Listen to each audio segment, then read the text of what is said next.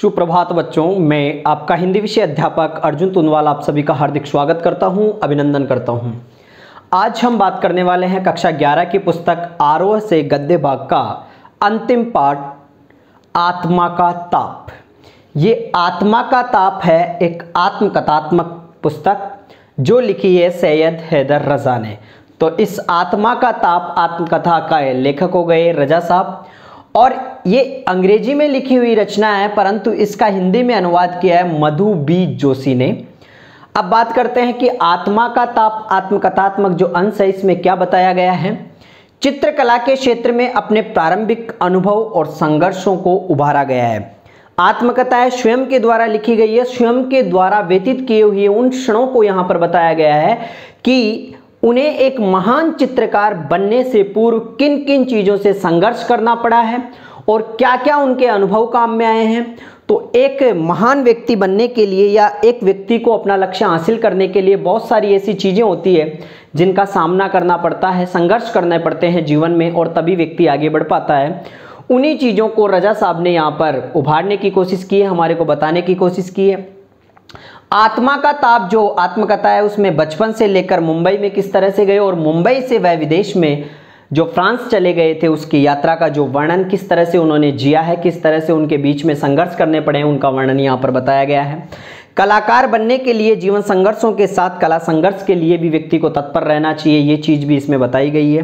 अब हम बात करते हैं इस पाठ का सार अर्थात इस आत्मकथा का सार जो स्वयं सैयद हैदर रजा के द्वारा लिखी गई है। इसे हम 7 भागों में पढ़ेंगे। सबसे पहला भाग होगा नौकरी की तलाश में वह मुंबई जाते हैं तो उन्हें क्या संघर्ष करने पड़ते हैं, निवास की व्यवस्था के लिए क्या संघर्ष करना पड़ता है, फिर उनको पदक मिलते हैं, कुछ घटनाओं का प्रभाव भी उन पर पड़ता है, श्रीनगर की वे यात्रा करते हैं और फ्रेंच कला सीखने की ललक क्या थी और परिश्रम का उन्हें क्या संदेश दिया है, इसके बारे में हम चर्चा करेंगे। तो शुरुआत करते हैं आत्मा का ताप की। सबसे पहला बिंदु है नौकरी की तलाश में मुंबई जाना। तो इस पाठ की शुरुआत करते हैं हम कि नागपुर से स्कूल की परीक्षा उत्तीर्ण कर सैयद हैदर रजा पहले गोदिया में चित्रकला के अध्यापक बने। महीने भर में ही मुंबई के जे स्कूल ऑफ आर्ट्स में अध्ययन के लिए मध्य प्रांत की ओर छात्रवृत्ति प्राप्त हुई। मध्य प्रांत की ओर से उन्हें क्या मिली, छात्रवृत्ति मिलती है, परंतु मुंबई में गए तो वहां दाखिला बंद हो गया। छात्रवृत्ति वापस ले ली गई। सरकार ने उन्हें अकोला में चित्रकला शिक्षक की नौकरी देने की सिफारिश की। अकोला कोई स्थान है, वहां पर उन्हें चित्रकला शिक्षक की नौकरी देने की बात करी गई, परंतु रजा को मुंबई अच्छा लगा और वे वहीं रुक गए। पर वहीं पर उन्हें एक्सप्रेस ब्लॉक स्टूडियो में डिज़ाइनर की नौकरी भी मिल गई। तो एक तो उन्हें अध्यापक की नौकरी मिल गई और एक डिज़ाइनर की नौकरी मिल गई। दोनों नौकरियों को वे करने लगे। अध्यापक की नौकरी में जितना पैसा नहीं कमाते थे उतना वह डिज़ाइनर की नौकरी में कमाने लग गए। तो ये तो हुआ उनका मुंबई जाने की नौकरी की तलाश में, तो उन्हें 2 नौकरियां मिल गई। अब बात करते हैं नौकरी मिलने के बाद निवास स्थान के लिए उन्होंने क्या किया। हम ये पाठ जो आत्मा का ताप आत्मकथांश पढ़ रहे हैं ये संपूर्ण पाठ का सार है। मैं आपको बता देता हूँ, संपूर्ण पाठ नहीं होते हुए भी उसकी एक एक चीज़ का वर्णन यहाँ पर देखने को मिलेगा, ठीक है। तो इस तरह से हमें ये पढ़ना है कि हमें ये पाठ याद हो जाए। अब निवास स्थान की व्यवस्था को लेकर लेखक के मन में क्या रहा, देखो। लेखक सुबह 10 बजे से शाम 6 बजे तक काम करता, फिर अध्ययन के लिए मोहन आर्ट क्लब जाता, फिर वहां से जेकब सर्किल पर एक टैक्सी ड्राइवर के कमरे पर रात को रहने जाता था। एक दिन उस ड्राइवर की टैक्सी में कोई हत्या हो गई, अतः लेखक को वहां से जाना पड़ा। तब जलील साहब ने सारी राम कहानी सुनकर लेखक को रहने के लिए स्टूडियो के आर्ट डिपार्टमेंट में एक कमरा दे दिया। कुछ महीने बाद जलील साहब ने उन्हें एक अच्छा कमरा देकर आवास की उचित व्यवस्था कर दी।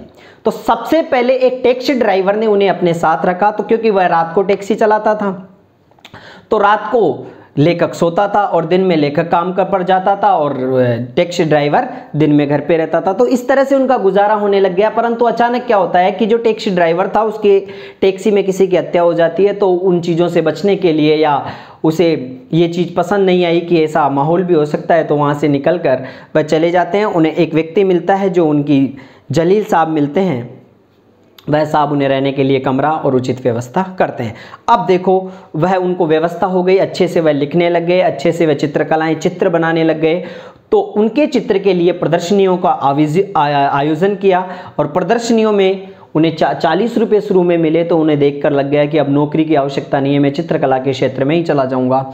अब देखो स्वर्ण पदक और अन्य प्रोत्साहन उन्हें किस तरह से मिलते हैं।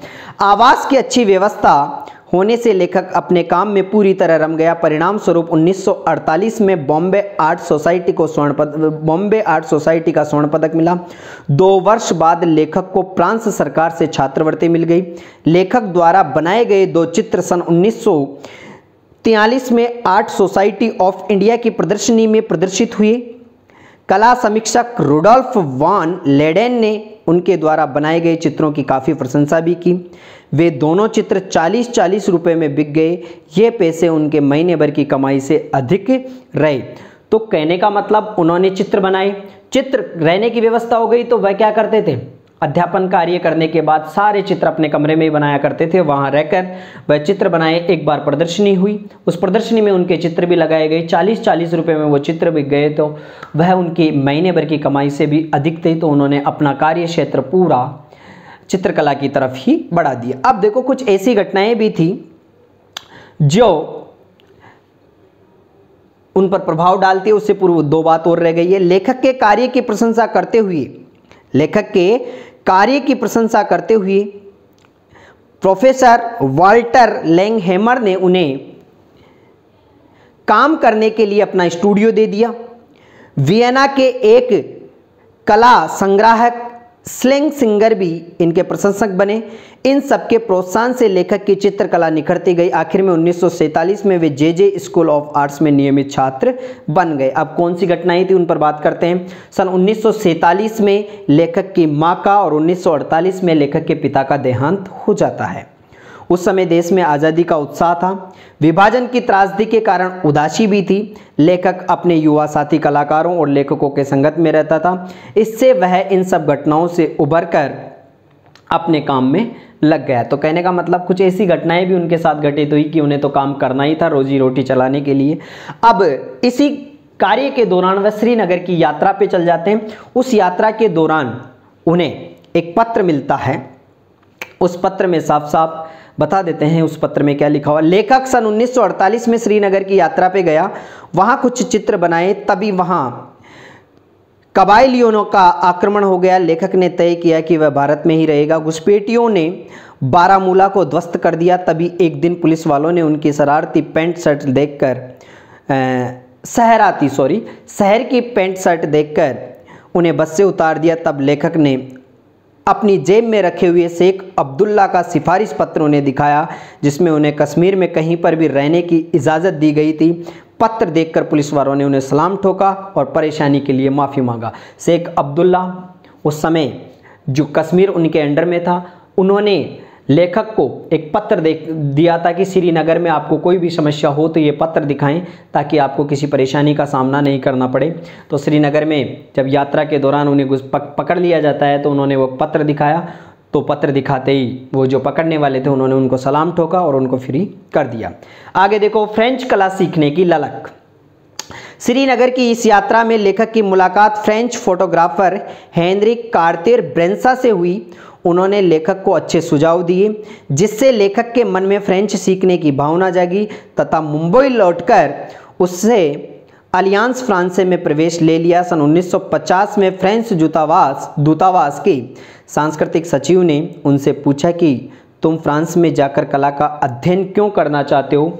तब उन्होंने कहा, लेखक ने कहा कि वह फ्रेंच कला के चित्रण का अधिकार रखता है। सेजा, वान गाग, गोगा, पिकासो, मातिश, सागाल और ब्राक उनके चहेते कलाकार है। यह सुनकर सचिव ने उन्हें 2 वर्ष के लिए छात्रवृत्ति प्रदान की। लेखक सितंबर में फ्रांस के लिए रवाना हुआ। 2 अक्टूबर 1950 को मॉर्सई पहुंचा। मुंबई में उन्हें जीवन की ऊर्जा मिलती थी। आत्मा का चढ़ा ताप सबको दिखाई देने लगा। लोग काम करने के इच्छुक की हर तरह से सहायता करते थे। लोग काम करने के इच्छुक की हर तरह से सहायता वहाँ पर करते थे। तो इस बात को सुनकर वहाँ पर उनको फ्रांस के लिए रवाना कर दिया जाता है। अगली बात, परिश्रम का संदेश क्या देना चाहते हैं। अंत में सैयद हैदर रजा, इसको ध्यान से सुने, अंत में सैयद हैदर रजा अपने परिवार के युवा लोगों को संदेश देते हैं कि परिश्रम करने से हमें सब कुछ मिलता है। चित्रकला व्यवसाय नहीं, अंतरात्मा की पुकार है। इससे कुछ पाने के लिए सर्वस्व अर्पण करना पड़ता है। लेखक ने ऐसी लगन जहरा जाफरी में देखी तो दामोह शहर के आसपास के ग्रामीणों के साथ काम करती है। लेखक कहता है कि प्रारंभ में पैसा कमाना महत्वपूर्ण होता है, परंतु बाद में वह महत्वपूर्ण नहीं होता है। परिश्रम और काम करना ही जीवन का संदेश होता है। तो लेखक ने अपने जीवन में किस तरह से अनुभव और संघर्ष किए हैं, उन संघर्षों के माध्यम से बढ़ते बढ़ते किस तरह से वह आज इस उपलब्धि पर है कि आधुनिक चित्रकारों में सबसे महंगे चित्रकार माने जाते हैं। तो उनके ये आत्मा का जो ताप पाठ है, आत्मकथा है, इसका सार यहीं समाप्त होता है। आशा करता हूँ आप सभी को समझ में आया। नहीं आया है तो एक बार फिर से शुरू से लेकर अंतिम तक इसको अवश्य सुने।